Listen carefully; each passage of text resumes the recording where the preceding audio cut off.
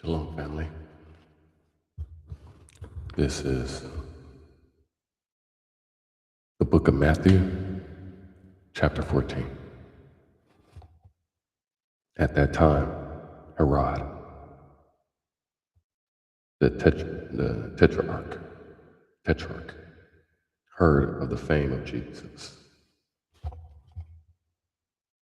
and said unto his servants, This is John the Baptist. He is risen from the dead, and therefore mighty works do shew forth themselves in him.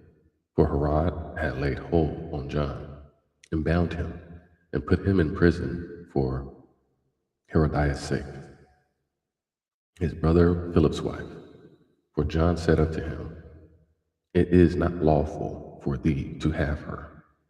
And when he would have put him to death, he feared the multitude, because they counted him as a prophet. But when Herod's birthday was kept, the daughter of Herodias danced before them and pleased Herod. Whereupon he promised with an oath to give her whatsoever she would ask. And she, being before instructed or prompted by her mother, said, Give me here John Baptist's head in a charger or on a platter.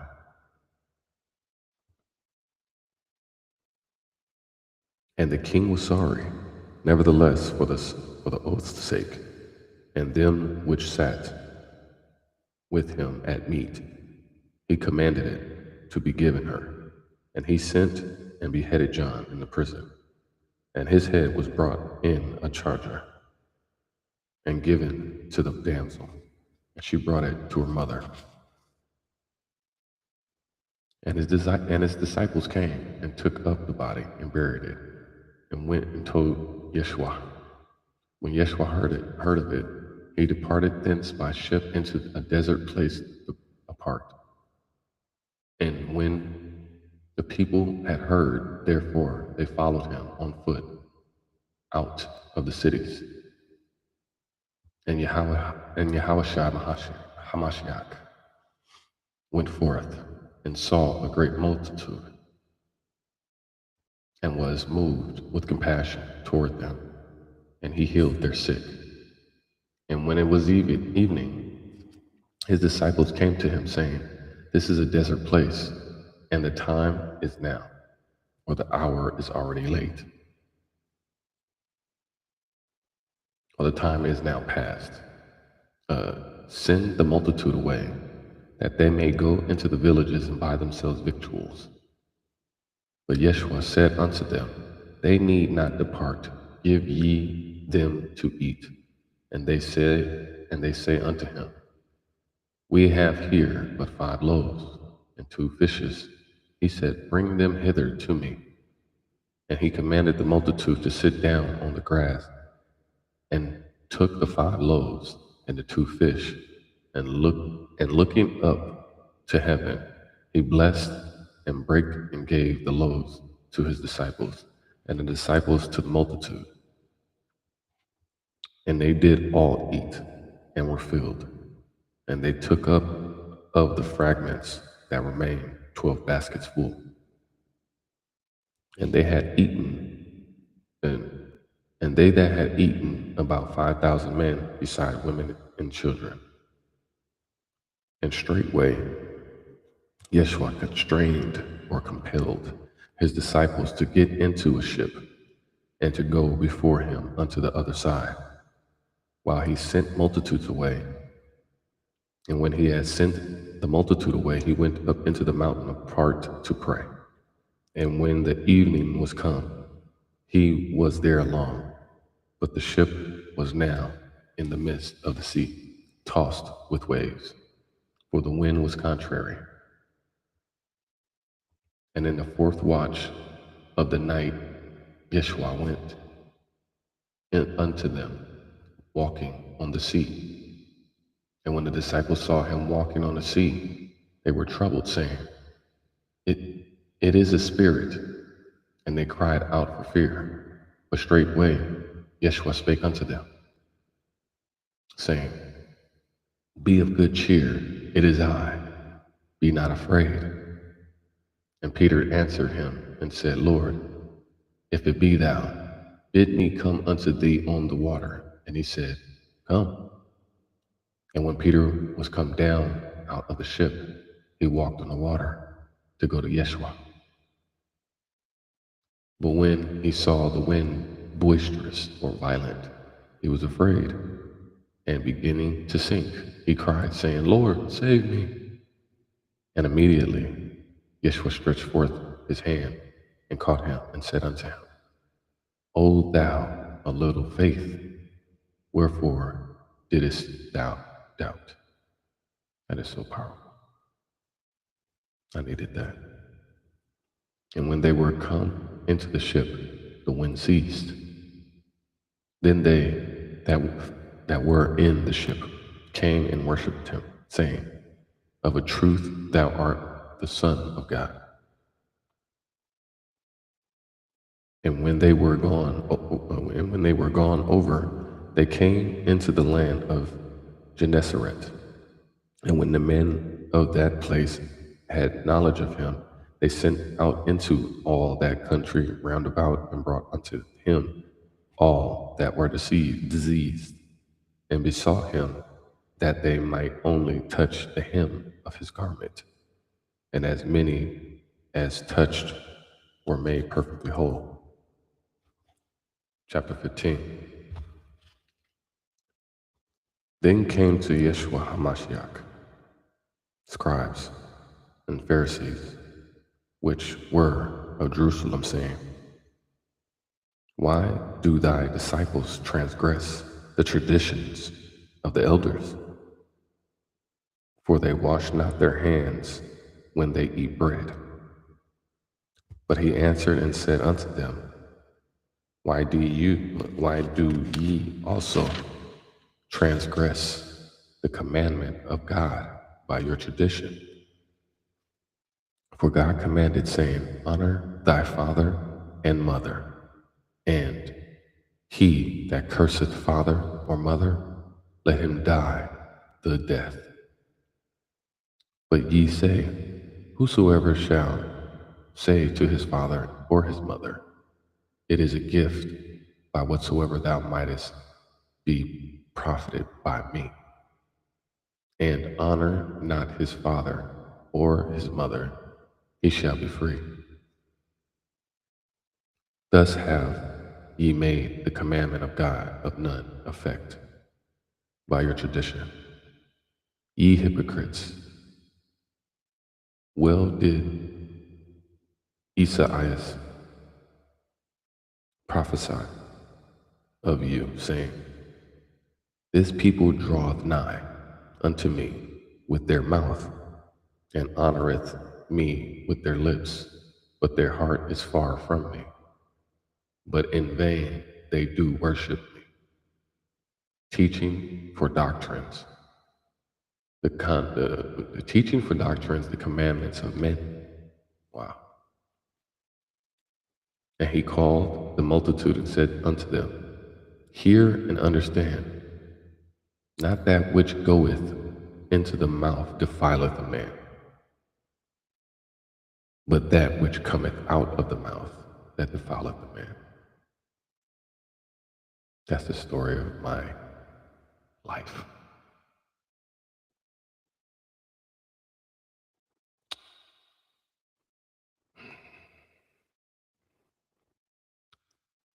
I have some good people in my life, and I'm humble and appreciative when they G-check the hell out of me. It's good when you don't have yes men and yes women around you, people who actually thoroughly care about you, and when they see you acting up and messing up, they call you out. I'm very thankful for the people who have been in my life, who are deserving of that position to be able to do that. And when they do, I do listen. I do take heed. I take it into deep consideration and go into deep introspection of who, what, when, where, why, how. I was reminded of letting go negative emotions. I was reminded of I must keep my energy consistently vibrating at a higher capacity, that I needed to meditate on Peter.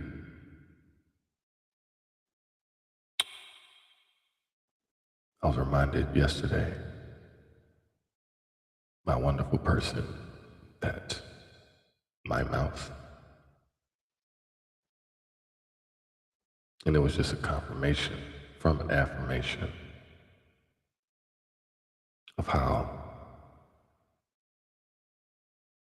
life and death is in the power of the tongue. I don't want to make excuses, but we are byproducts of the experiences of our lives. And it's up to us to accept and not be in denial and assess the situation and come up with solutions to be able to adjust and be better men and women. I had to have a long look in the mirror at myself. Also was very quiet, silent, because I needed to hear what was said. Sometimes we get so busy running our own mouth that we don't even hear nothing around us, and that is our pride and ego.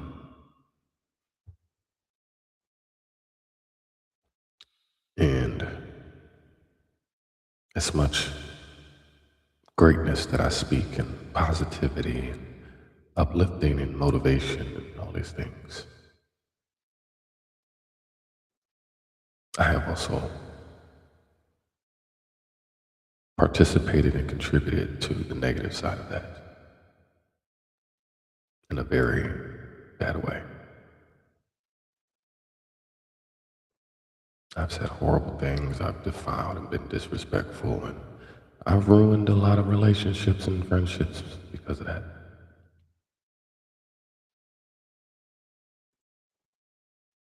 Said things that were unforgivable, said things that can't be taken back, said things that were hurtful, shameful, embarrassing, knowing that when you know better, you do better.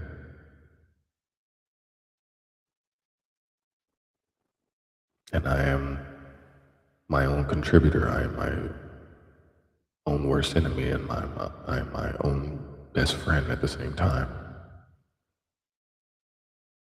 And this is just a moment of clarity and accountability, self-awareness of how my words, my actions may be on point, and sometimes my words may be, and most of the time my words don't undercut those actions because I do back up those actions with, I do back up those words with my actions. But it's sometimes that, yeah, you go into your actions and then your words follow after and can completely destroy, ruin, and disregard all of the hard work that you could have put in, that you did put in to build. You built this big old mansion and castle, and one word can blow it all down. I'm guilty of that.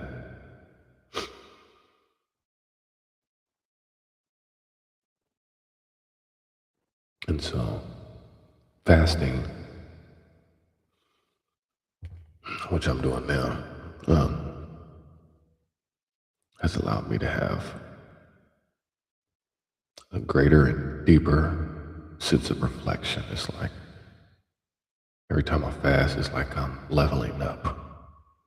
It's like I'm tapping into superhuman powers that I already knew, but they're just becoming like a master's degree, a PhD, like I'm in the Professor Xavier Academy of Mutants, you know?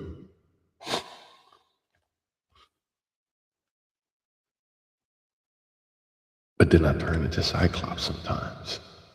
And sometimes those glasses come off and I blast and eviscerate everything around me. And so I recognize a lot more now, especially after many people have removed themselves out of my life because of the things that I've said.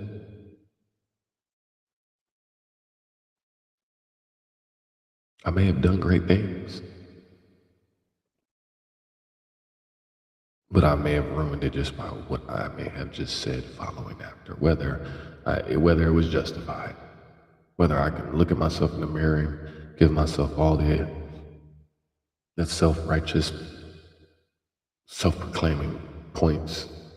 I'm like, yeah, you did that. You showed them. You stood up for yourself. You weren't really, no. When God calls you to sit on your throne and you have not taken the necessary time to heal, to be able to fix your crown, that you haven't buffed out the chinks in your armor, over time, those chinks start to show, those cracks start to get bigger. Sometimes you can't salvage. It's like you get into a car wreck and then the car is totaled. It's unsalvageable. And I recognize many of these relationships, whether they're family, friends, women that I've dated, been in a relationship with, are unsalvageable because of the things that we say, the things that we're conditioned in thinking that is okay to do and say.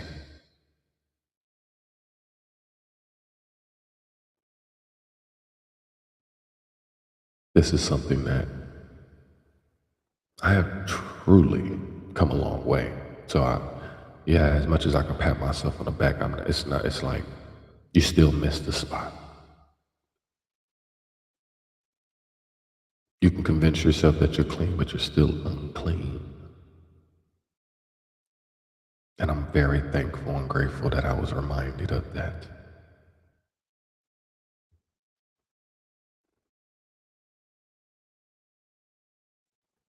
And so to see this pop up right now is just like, I get goosebumps and chills. That's why I have to be honest. This is healing for me. This is healing for me because I couldn't imagine being in, making new friends and cussing them out or being angry, not being in control of my emotions because my life may be in shambles or I may be troubled or I may have lost something, not being able to maintain my manners. When you lose yourself, when you lose control, when you lose control, you're out of control. And recently I found myself doing that. And because of my self-awareness, I'm able to acknowledge that and chastise myself, even though the Most High will snare my soul because it has already happened. So I speak in context of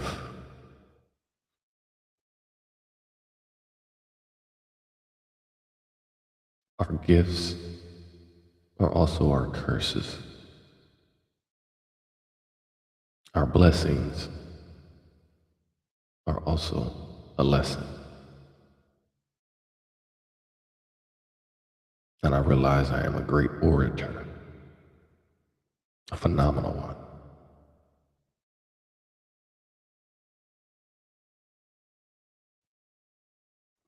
But I also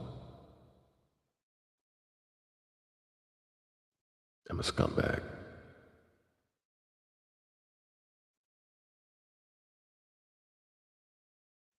I'm also disrespectful and a loser for reacting emotionally poorly.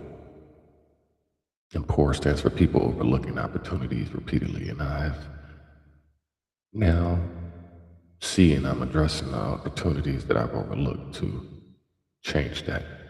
All I've been doing is repeating things that were instilled in me from generational trauma, my environments, the things that I consume, whether it's TV, music, the people around me, and you become accustomed to these things.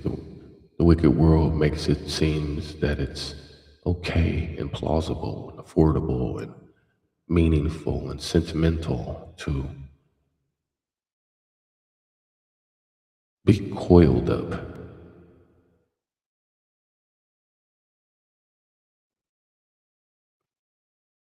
in disobedience. So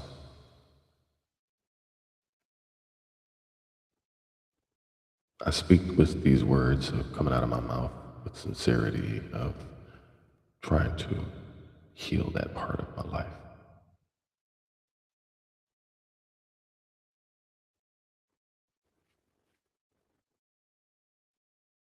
So thank you for this. Baruch Hashem for that scripture was for me. Didn't expect that. I promise you, I don't read these before. I just open my Bible and I just keep on reading.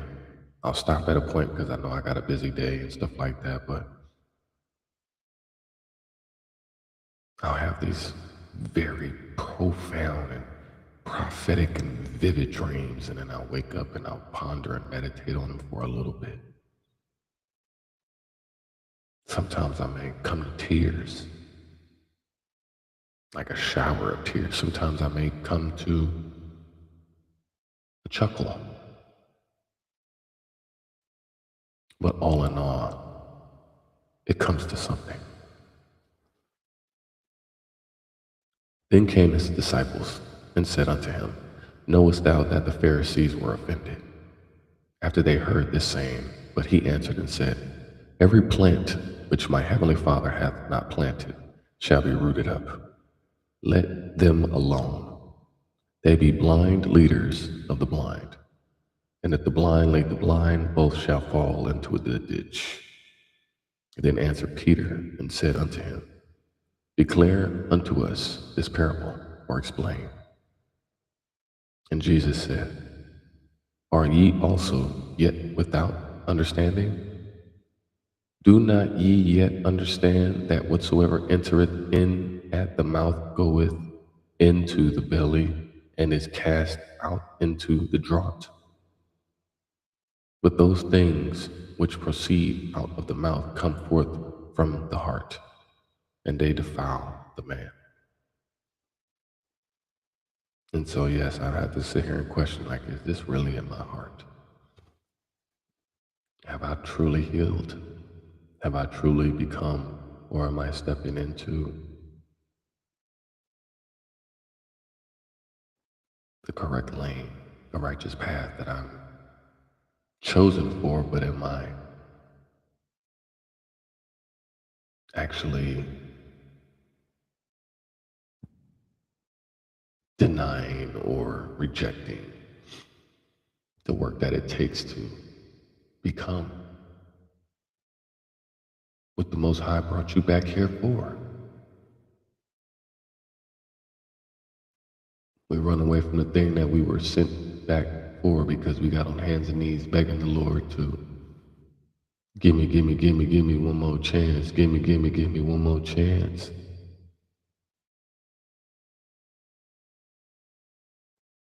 and then you blow your chance, you ruin it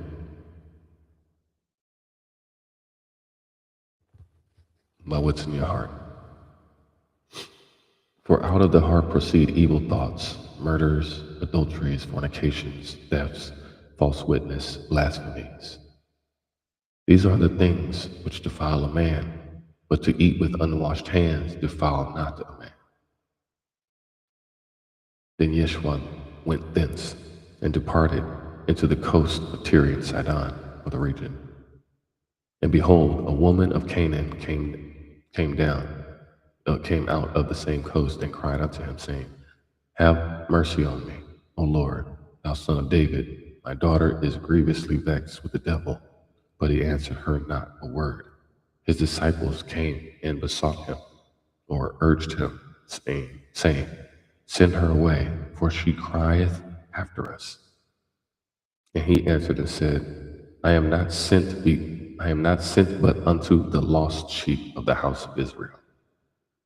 Wow.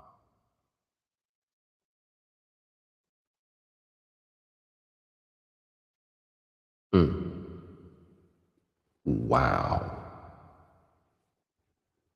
Mm.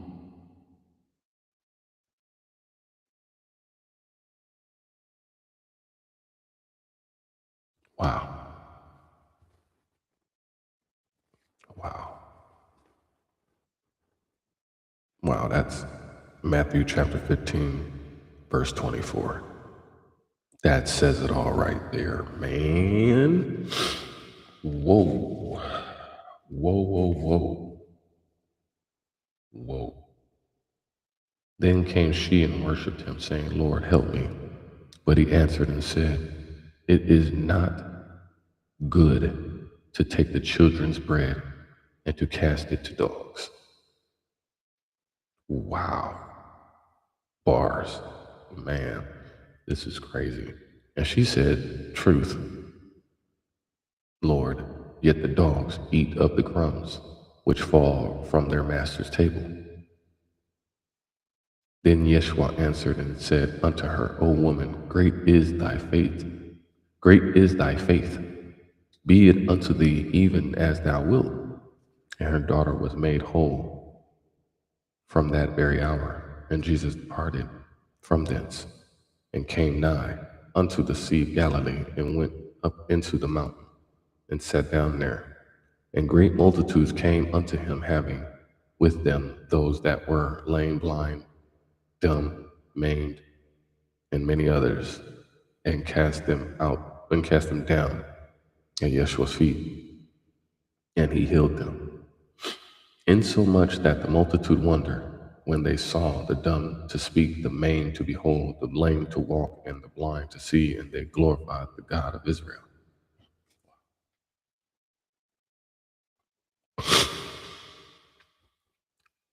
Then Yahushua called his disciples unto him and said, I have compassion on the multitude because they continue with me now 3 days and have nothing to eat. And I will not send them away fasting, lest they faint in the way. The Most High is not going to send you away hungry if you stay with him. I'm fasting now, and he is with me even more than ever right now. My God. Great glory. Hallelujah. And his disciples say unto him, Whence should we have so much bread in the wilderness as to fill so great a multitude? And Yeshua saith unto them, How many loaves have ye? And they said, 7, and a few little fishes. And he commanded the multitude to sit down on the ground. And he took the 7 loaves and the fishes, and gave thanks, and brake them, and gave to his disciples, and the disciples to the multitude. And they did all eat, and were filled. And they took up the broken meat, or the fragments, broke the fragment meat that was left, 7 baskets full. And they that did eat were 4,000 men beside women and children. And he sent away the multitude and took ship and came into the coast of Magdala. Chapter 16. The Pharisees also with the Sadducees came, and tempting desired him that he would show them a sign from heaven. He answered and said unto them, When it was evening, ye say, It will be fair weather, for the sky is red. Excuse me. For the sky is red. And in the morning, it will be foul weather today, for the sky is red and lowering or threatening. O ye hypocrites, ye can discern the face of the sky, but can ye not discern the signs of the times? Whoa,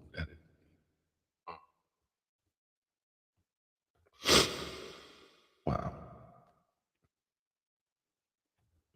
It's like you can see the signs, but you can't see the signs.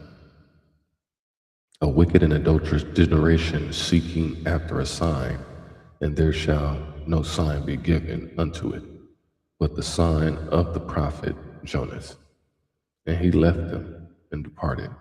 And when his disciples were come to the other side, they had forgotten to take bread. Then Yahushua said unto them, Take heed and beware of the leaven of the Pharisees, or the yeast of the Pharisees, and of the Sadducees. And they reasoned among themselves, saying, It is because we have taken no bread. Which when Jesus perceived, he said unto them, O ye of little faith, why reason ye among yourselves? Because ye have brought no bread? Do ye not yet understand neither neither remember the 5 loaves of the 5,000 and how many baskets ye took up? Neither the 7 loaves of the 4,000 and how many baskets ye took up? How is it that ye do not understand that I spake it not to you considering bread, that ye should be aware that ye should beware of the leaven of the Pharisees and the Sadducees? Then understood they how that he bade them not beware of the leaven of the bread, but of the doctrine of the Pharisees, or the teaching of the Pharisees and of the Sadducees. When Yeshua came into the coast, or the region of Caesarea and Philippi, wow, that's interesting.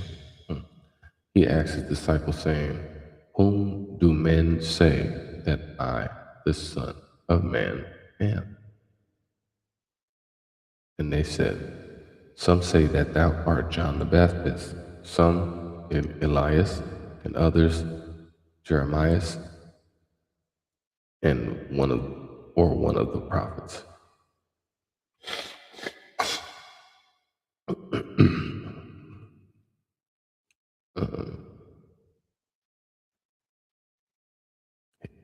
He saith unto them, But whom say ye that I am? And Simon Peter answered and said, Thou art the Christ, the Son of the living God. And Yeshua answered and said unto them, Blessed art thou, Simon Barjona, for flesh and blood hath not revealed it unto thee, but my Father which is in heaven. And I say also unto thee, that thou art Peter, and support this rock.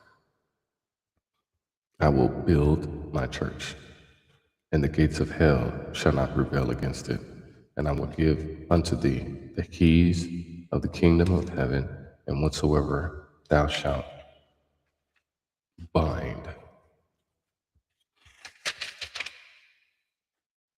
on earth shall he bound in heaven, and whatsoever thou shalt loose on earth shall be loosed in heaven. Then charged he his disciples that they should tell no man that he was Jesus Christ, or Jesus the Christ. From that time forth began Yeshua to show unto his disciples, now that he must go unto Jerusalem and suffer many things of the elders and chief priests and scribes, and be killed and raised again the third day.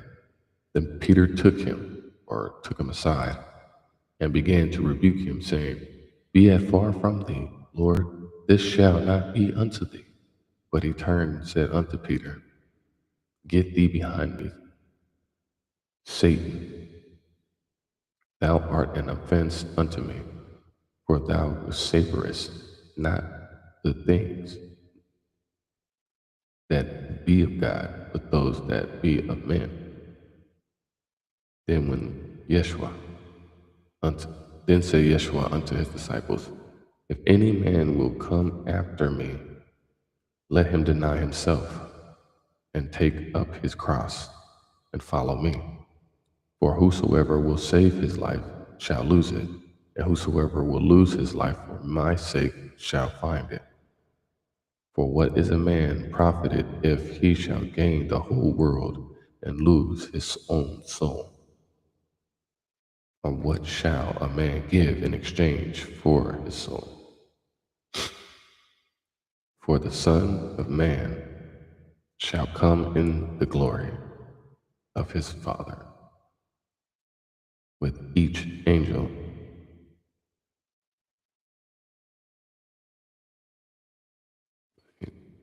with his angels. And then he shall reward every man according to his works.